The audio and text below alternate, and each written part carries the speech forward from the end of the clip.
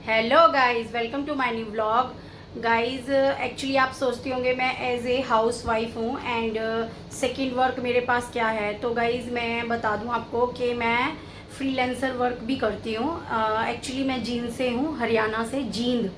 And guys वहाँ पर success coaching centre है जय जवान अड्डा पे, एंड मैंने वहाँ से अपनी एनटीटी भी की है। और गाइस मैं वहाँ पर एज ए काउंसलर वर्क करती हूँ, फ्रीलांसर फ़ोन पर ही। तो मतलब मेरा वर्क क्या रहता है, 12th के बाद मोस्टली जो बच्चे होते हैं और जो पेरेंट्स होते हैं उनको एक गाइडेंस चाहिए होती है, एक नॉलेज चाहिए होती है कि उनके बच्चों को वो आगे क्या करवाएं।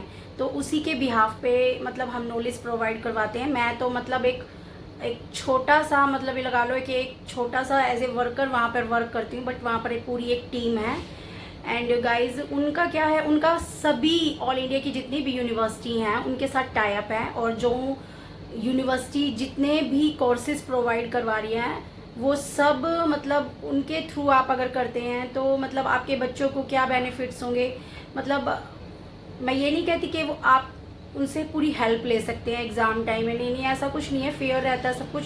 बट हाँ ये रहता है कि उनकी गाइडेंस के अंदर आप लेते हो तो मतलब बहुत सारी चीज़ें ऐसी होती हैं, जैसे एग्ज़ाम पैटर्न से रिलेट आपको क्या क्वेश्चंस वगैरह ज़्यादा करने चाहिए, किस चीज़ को ज़्यादा करने से, सिलेबस को किस पोर्शन को ज़्यादा करने से मतलब आप। एक से बड़ी और बेस्ट चीज़ क्या है कि मान लो आप डायरेक्ट किसी यूनिवर्सिटी में एडमिशन लेने के लिए जाते हो और वहाँ पर जो वो प्रोस्पेक्टस देते हैं आपको, तो वो जितने भी वहाँ पर जिस भी कोर्सेज की फ़ीस अवेलेबल है तो आपको वही पे करनी होगी। बट सक्सेस कोचिंग सेंटर के थ्रू अगर आप करते हैं तो क्या होता है, थोड़ा बहुत वो फीस में भी कंसेशन करवाते हैं क्योंकि उनका टाई अप है यूनिवर्सिटियों के साथ। तो मतलब दिल्ली में जितनी भी यूनिवर्सिटी, दिल्ली के आसपास यूनिवर्सिटी हैं, ठीक है, और रोहतक यूनिवर्सिटी है हमारी, नोएडा में जो यूनिवर्सिटी है, एंड यूपी यूनिवर्सिटी है, और हरियाणा में ऑल ओवर जितनी भी यूनिवर्सिटी हैं सभी यूनिवर्सिटी के साथ उनका टाई अप है। चंडीगढ़ यूनिवर्सिटी है अपनी।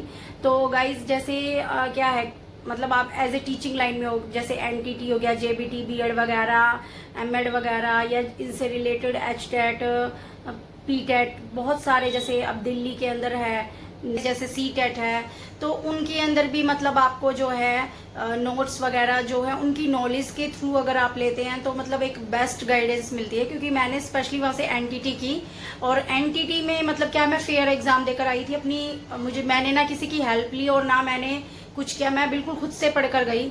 लेकिन जहाँ से जिन जिन नोट्स में से मैं पढ़कर गई, और कमाल की बात यह है कि एग्ज़ाम वैसा उसमें से आ रहा है, तो आप कितना हैप्पी होंगे कि आप जो चीज़ पढ़ के गए हो और उससे रिलेट ही एग्ज़ाम आ जाए। तो मतलब वो एक बेस्ट है आपके लिए, क्योंकि वो एग्ज़ाम भी आपको इजी लगता है। तो वही सब चीज़ें उसमें बताई गई हैं, और वही सब चीज़ें और हेल्प वो प्रोवाइड करवाते हैं अपने सभी स्टूडेंट। जैसे गर्ल्स को गाइस 12th के बाद एएनएम जीएनएम है, लैब टेक्नीशियंस है, लैब असिस्टेंट हैं, बहुत सारे ऐसे कोर्सेज हैं जो कई बार हम ऐसे सोचते हैं कि हमने मतलब नॉर्मल बीए किया है तो उसके बाद हम ऐसा क्या करें जिससे हमारा फ्यूचर मतलब अच्छा हो, हमें कहीं अच्छी जॉब मिले। आपके ऊपर है गाइस कि आप मुझसे कांटेक्ट करते हैं या नहीं। मतलब मैं किसी को ऐसे नहीं बोलूँगी कि स्पेशली मेरे पास ही आइए आप कांटेक्ट कीजिए। हाँ, अगर आपका दिल मानता है, आपको अच्छा लगता है तो डेफिनेटली मैं आपकी पूरी हेल्प करूँगी। एंड गाइस मैं मतलब एक मुझे अपने फेस की केयर करना या अपने बॉडी की केयर करना या अपनी हेल्थ की केयर करना बहुत अच्छा लगता है। तो उसी के लिए मैं सोच रही हूँ कि मैं अपने जो है फेस से रिलेटेड आपको जैसे पैक के ट्रीटमेंट दूँ, मतलब होम रेमेडी मुझे, क्योंकि केमिकल्स पसंद नहीं है, तो मतलब होम प्रोडक्ट ही।